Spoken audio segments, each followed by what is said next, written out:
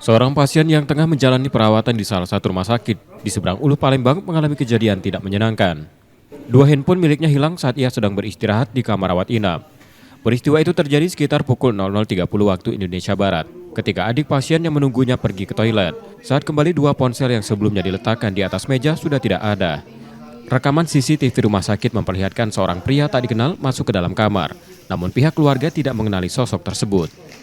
Kejadiannya sekitar jam 12:30 malam. Ada yang masuk ke ruangan. Adek ini lagi ke kamar mandi.